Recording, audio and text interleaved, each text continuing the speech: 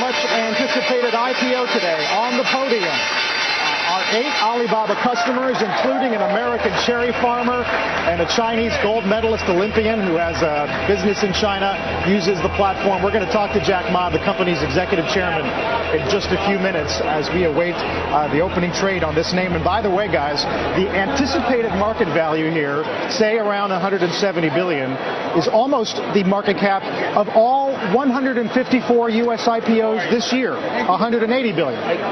The money managers struggle over the price to earnings multiple. That's what's going on here. And look who's here. Look who's sitting with us. That was fast. Jack, welcome. Thank you very much. Jack, excuse my reach. Yes. I have to. Thank you, sir. Thank you. Jack, good to see you. We're gonna mic you up and we're gonna start talking if you don't mind. It is, of course, a historic day here on Wall Street, and fresh up. Man, that was fast. Off ringing the opening bell. Of course, he wasn't actually ringing. You were watching your customers up on the platform ring the opening bell, Jack. Many times over the last few years, when you've been interviewed, you've talked about the different constituencies you have at Alibaba, and you always say, number 1, customer. Number 2, employees. Number 3, shareholders. You got a lot more shareholders today. Is that going to change at all in any way, the way you view your business or run your business? Well, I think still, as always, I believe that customer number 1, employee number 2, and shareholder number 3. But today, what we've got is not the money. What we've got is the trust from the people. Millions of small business, so many shareholders. I'm very honored and so excited because when you see these shareholders, you know, it's a responsibility. I've been thinking about the next 5 and 10 years, how I can making sure these shareholders be happy. But the very important thing is make these guys, people standing there, if they are successful, we all be happy. That's what I believe. Something else you will have a lot of today is money. $15 billion or more raised by the company.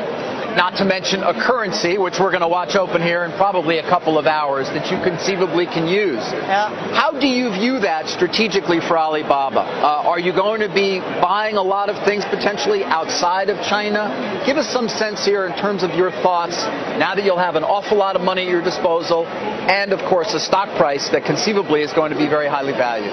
Well, I think to me as an entrepreneur, the instinct of entrepreneur is try to build the things yourself. And I think there are so many things we have to do with our ecosystem. Not only we are helping small business in China, I think small business in Africa, in Southeast Asia, in Europe, in the States, a lot of farmers need help. So I think the money will be spent there. The technology if we want to acquire, we want to acquire and buy these companies can help the ecosystem that can help the small business. Can you walk us through where your head is on the pricing? Is this where you wanted it? Why didn't you go higher? A lot of people said it's worth more and will be worth more today. I think that's the bank's decision. That's my CFO's decision, my team's decision. And to me, I just to give them I don't want the disappointed shareholders. I want to make sure they're making money. And I'm sure, and I really want to tell the team that shareholder number 3 does not mean it's the discrimination. We respect, we are very thankful from heart. But the thing we do better is when you really care about it, the customers. You really make those innovative young people successful. The shareholders will be happy. So to me, the price up and down, that's my people worry about. I worry about whether the customer happy. As always. Let me ask you. This is a great American story. That's actually a Chinese story. I wonder who are your heroes? Who are my heroes? Yes. Well, I got my story, my dream from America 15 years ago when I came to America. When I visited Silicon Valley, I saw Sunday in the evening, the road was full of cars, all the buildings was lights. That's the passion. And the hero I had is Forrest Gump.